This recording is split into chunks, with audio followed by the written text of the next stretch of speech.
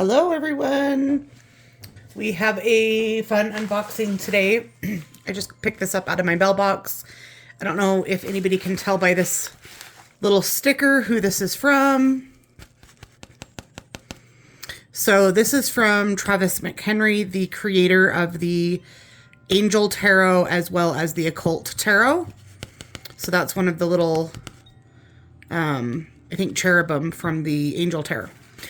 Bloodstone Studios. So I had originally ordered this off of his Kickstarter, and then I didn't realize there was a problem with my debit card. I had had some fraud issues, and I forgot to update my card. Didn't get it updated in time, so I missed it, but he did just add some to his website. So if this is something that you missed as well and you would like it, you can get it at his website. Second came with a note. Please find enclosed your Egyptian Star Oracle. There are a few other projects that you might be interested in. In July, I'll be launching a Kickstarter campaign for a new tarot deck based around famous and infamous occultists from the past called the Magicians, Martyrs, and Madmen Tarot. So that does intrigue me. The dark, moody artwork for this deck is comprised of 78 original paintings created by a very talented Venezuelan artist who he was fortunate enough to work with over the course of an entire year to get the macabre depictions just right. The Occult Encyclopedia is a new online wiki resource that Travis created to help share his knowledge of the unknown and mystical topics. It's completely free and has lots of information about tarot, ritual, magic, and Egyptian astrology. Yes, please, to all of that. You can visit his site at www.occult.live. Later in the year, we can expect to find new mass market editions of popular Hieronymus Bosch Tarot, the popular Hieronymus Bosch Tarot, which I'm not familiar with that. Hitting the stores. This version has a fill of Taschen art book with all the mystery of the tarot. The deck box even opens up like a real Bosch triptych painting. Then in October, you'll be introduced to the Bloodstone Tarot. This is the result of my collaboration with a local artist in Los Angeles who created some truly stunning and moving drawings for this new deck. I hope you enjoy your deck. Sincerely, Travis McHenry. So all those things sound really exciting, and looks like I got a bookmark, which I totally appreciate because you can never have enough bookmarks. In fact, I usually use my, anytime there's extra or blank cards in a tarot deck, I usually use those as as bookmarks. Okay, so here it is, the Egyptian Star Oracle by Travis McHenry. I feel like this might be his first Oracle deck and only Oracle deck, because everything else that I'm familiar with is a tarot deck. It says, May Spadget guide you along the path of living. The Egyptian Star Oracle is nothing like typical themed decks. The authentic Egyptian Oracle, you guys, I've had too much caffeine. I can't talk.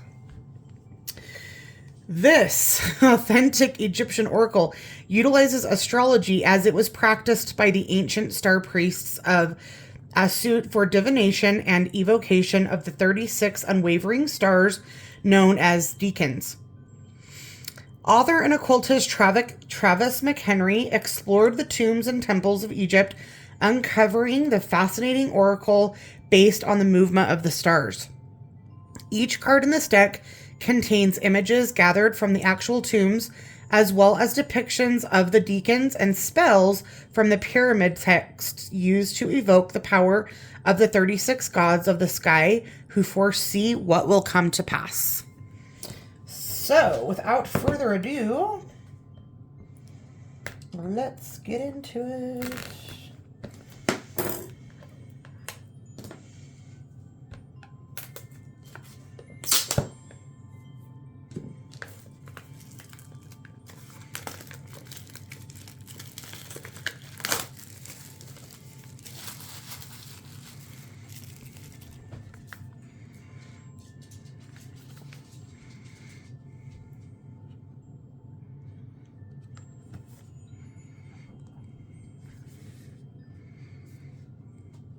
Okay.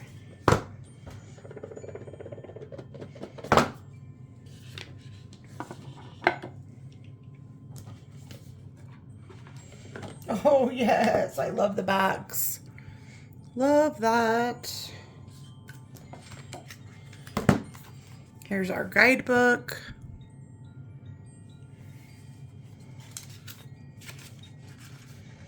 They are color images of the cards, which is nice.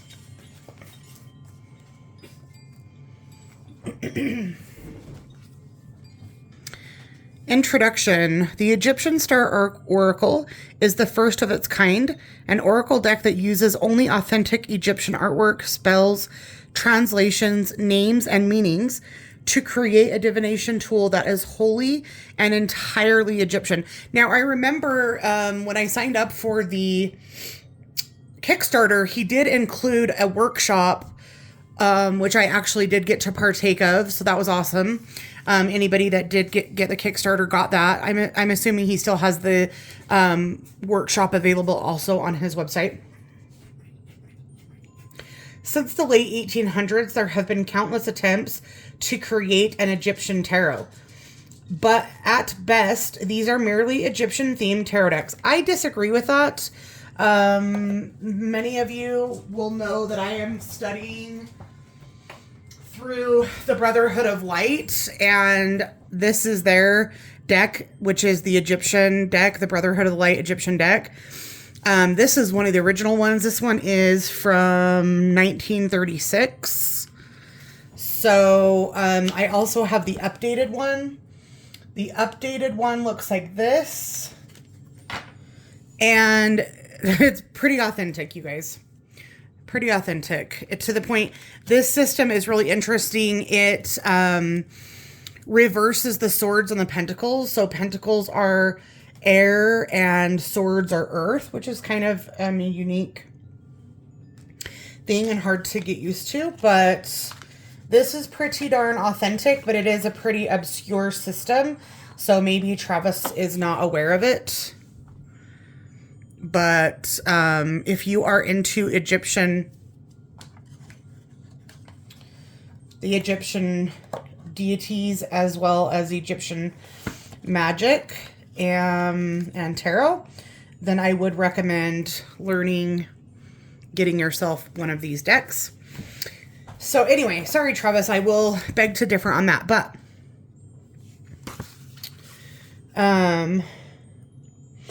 but at best, these are merely Egyptian-themed tarot decks. This is because an ancient Egyptian had no concept of the tarot. They did not use the Hebrew alphabet in their magic. They did not interpret their oracles through Persian astrology. They had no interest in Gnostic Christian symbology. The Egyptians could not have used these foreign influences in their magic or their astrology because the Egyptian religion predates those other cultures by thousands of years.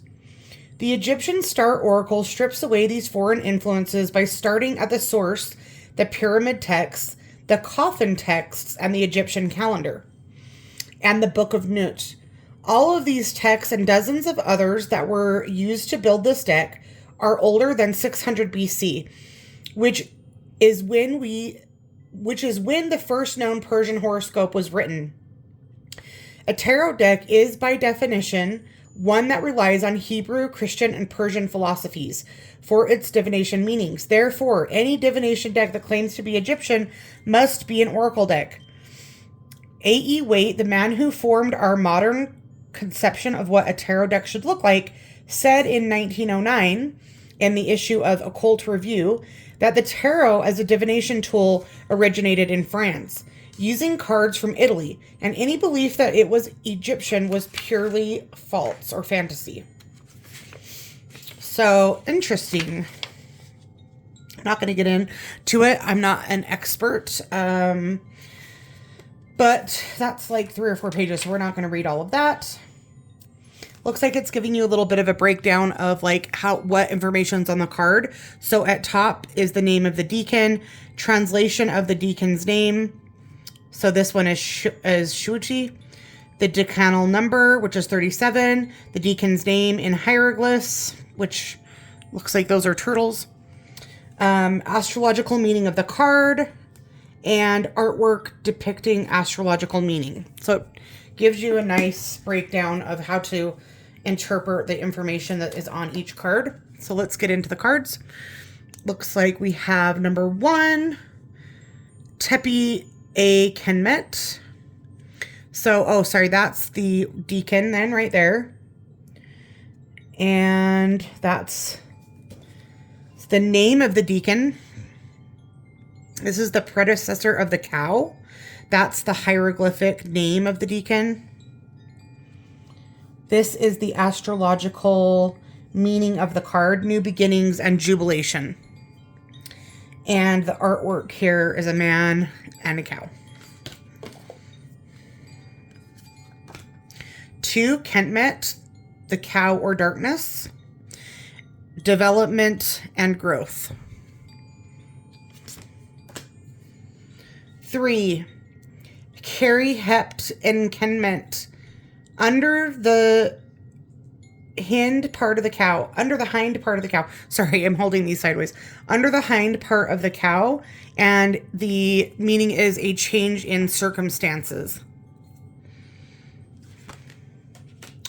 Number 4 is Hot Dejat, beginning of the crane, construction and building. Number 5 is Puy Dejat, end of the crane, accomplishment. Number 6 is Tiamat Heret, the upper wing, care and nurturing.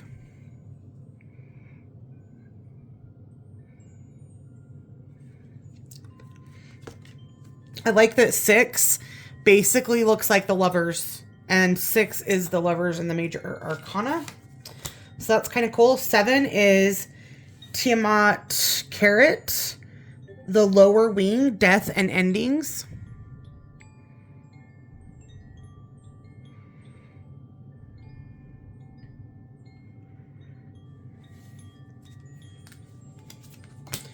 Number 8, Weshhati Bekati. Bekati, the pregnant twins, fertility and sex. Trying to make sure that it focuses.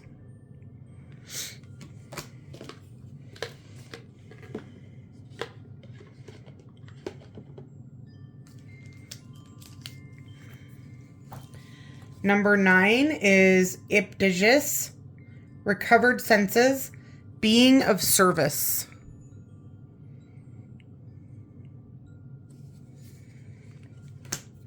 Ten is Tepi A. Kentet, predecessor of Kentet, truth and justice.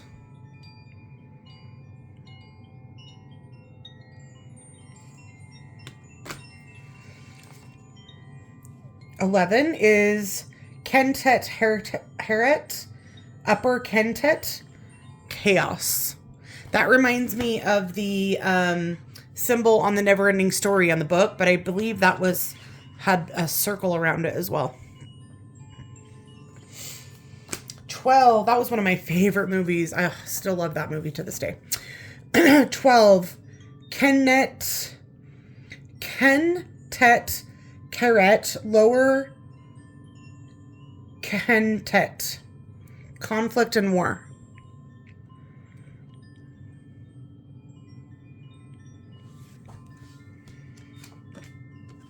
13, James N. Kentet, red one of Kentet, restraint or end of conflict.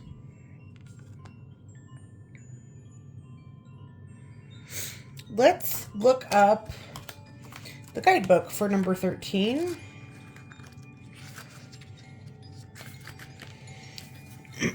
Deacon 13, transliteration to James N. Kentet. Translation, red one of Kentet. Egyptian calendar dates, 1 Parrot, 1 through 10. Deacon group Kentet, card meaning restraint or end of conflict. Mineral, glass. Oh, sorry. Cool. It gives you a mineral association. And for this, it's either glass or gold. Interesting. I'll take the gold.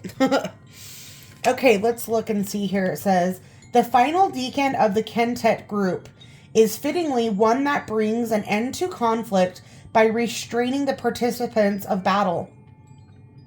In the nows of decades, in the nows, like N-A-O-S, in the nows of decades, Tjems en Kentent is described as the one who stops the fighting among those who are in the water.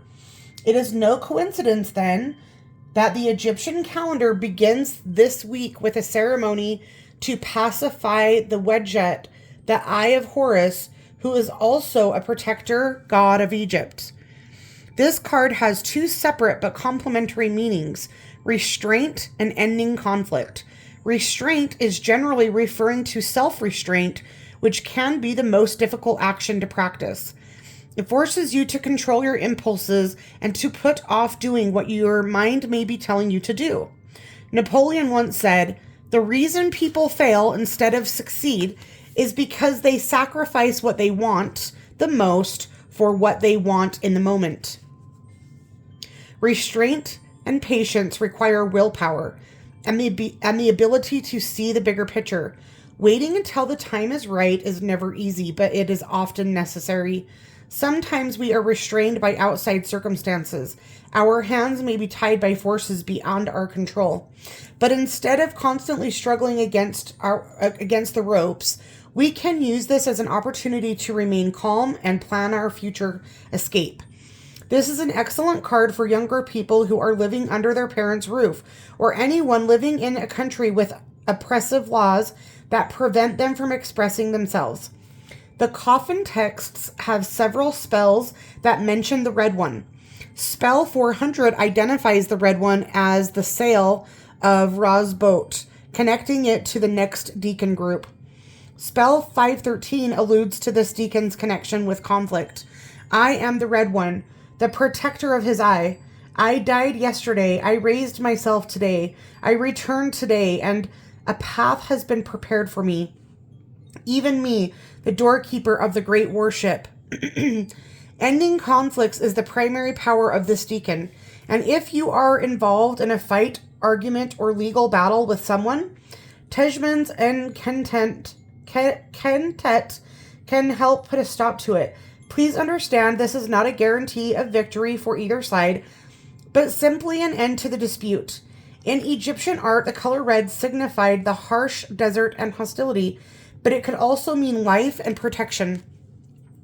The red one probably indicates a red star in this deacon group. So that's the end of that. So then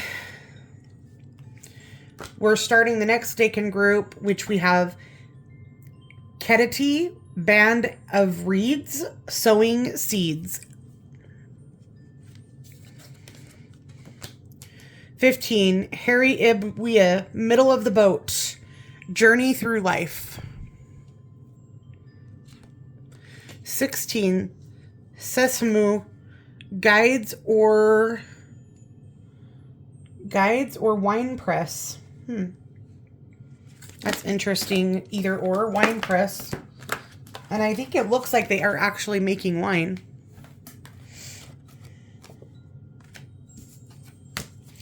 Spiritual struggles.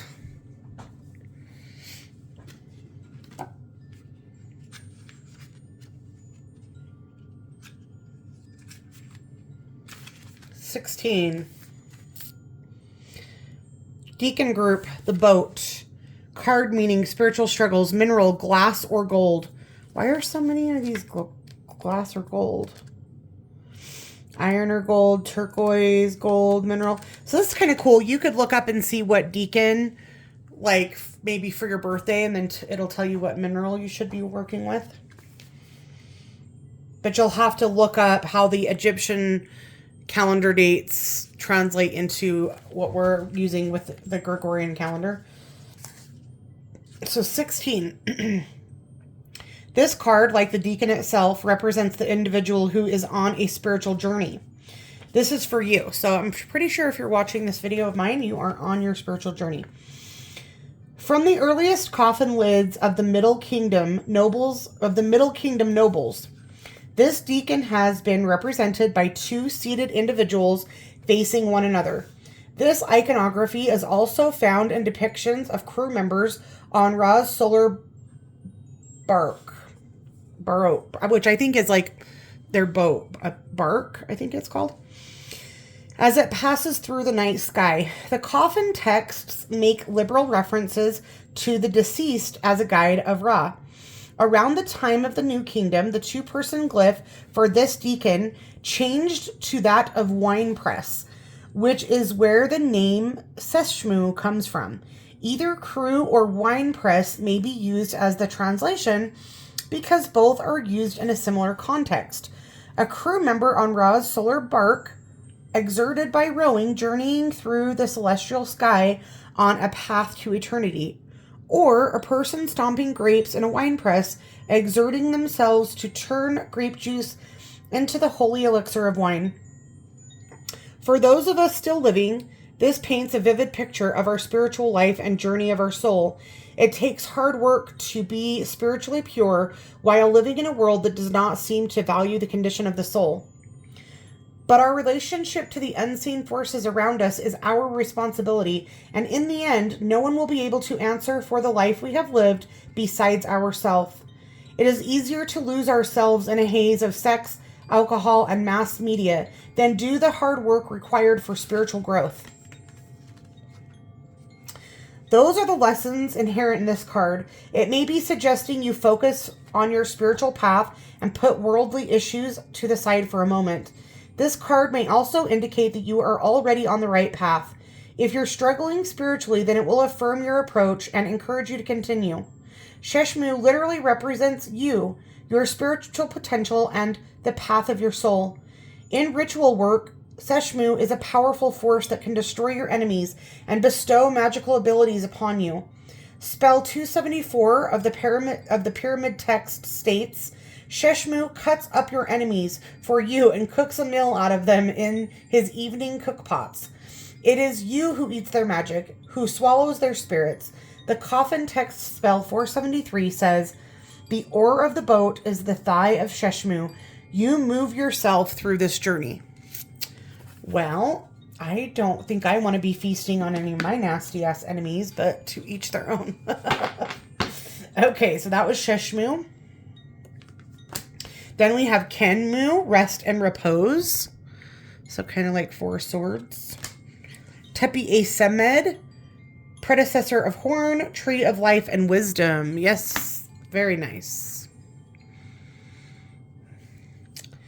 19, Semed, the horn, celebration and merriment. I love the word merriment. Underused for sure. 20, Saret, the sheep, melancholy and sadness. No, thank you. Sawi Saret, children of the sheep, healing. That looks like how I used to have to give my daughter her medicine when she was a kid. I'd have to hold her down. Actually, it looks like rapé. If anybody's ever done rapé, which is like where they put like the ceremonial pipe thing in your nose and they blow the rapé into your nose. I did combo November of last year, I think. And so we did rapé, combo, which is the frog poison they burn into your leg or wherever you decide to put it. And what's the third one? Rapé, combo. There's one more that you do, and I can't remember what it was. Anyhow, I thought the rapé was the most enjoyable. The other one are drops that go in your eyes. They burn like a son of a bitch. I can't remember what that one was called. Okay, 22. Carry Hepid Saret. Under the hind part of the sheep, love and romance. So we have lots of love and romance, at least two. 23, Tepi Aku, predecessor of the two spirits, mixed blessings. Look at him making out with that pig. That's kind of cool. Akui, the two spirits, harvesting of rewards. Bawi, the two souls, abundance. Yes, please. Kentu Heru, upper Kentu, destruction of enemies. Look at that head. Don't be fucking around, you guys. Don't be fucking around. Off with your head. Kentu Keru, lower Kentu, authority and power.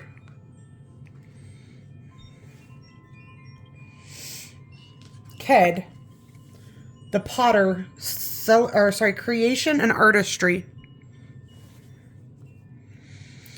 Sawiked, children of the potter, possessiveness or sharing.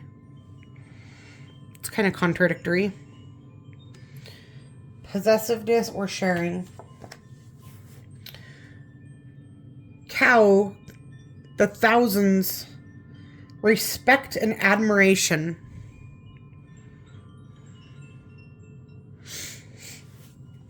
$31, art. Arit, roll of papyrus, writing or one's legacy.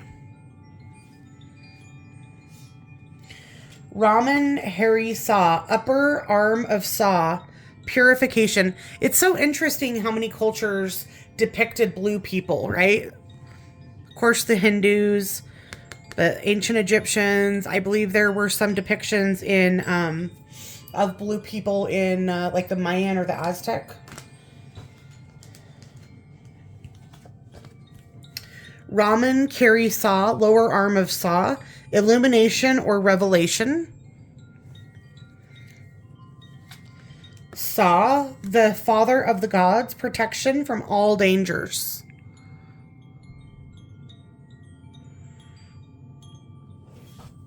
$35, Tepi A Sodpet, predecessor of Sodpet, or Sopdet, destruction of chaos.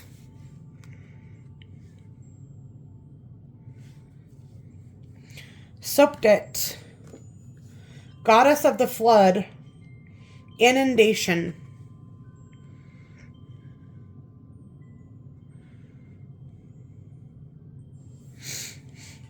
Shvuti, removal of obstacles, so kind of like Ganesh.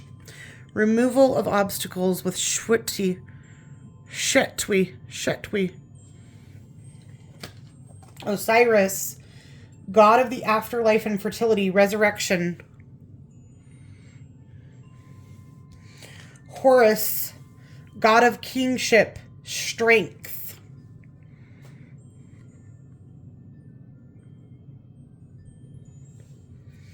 Set, god of chaos, leadership.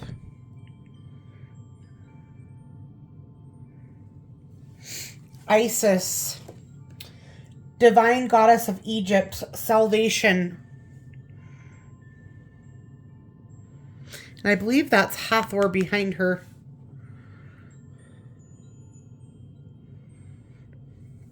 And finally, Nephthys, goddess of childbirth and mourning, security. Let's read Isis as our final guidebook, which is D.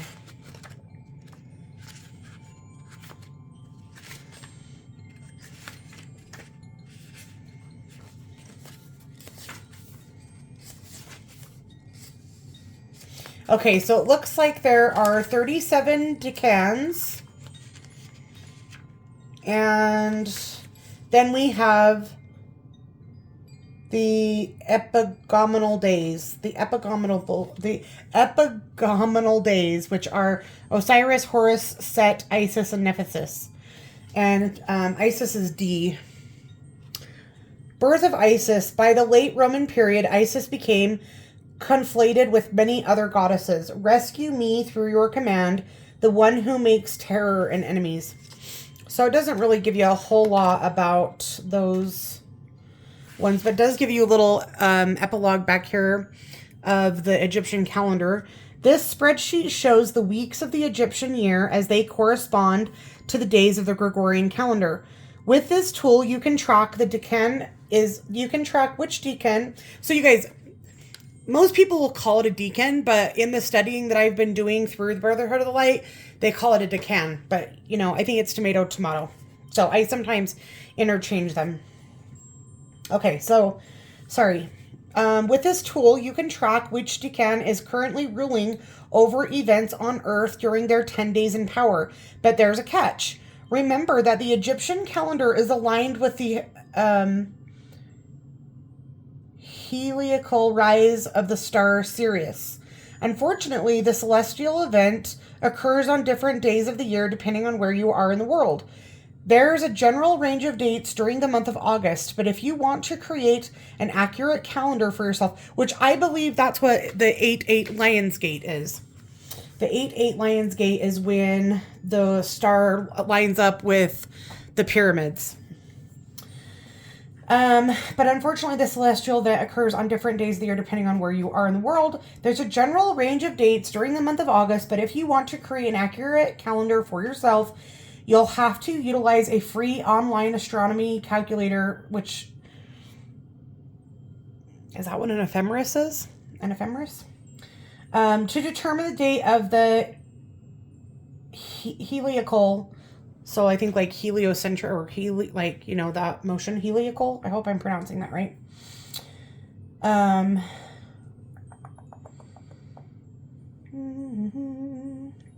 Heliacal rise of Sirius in your locality, and then work forward from there.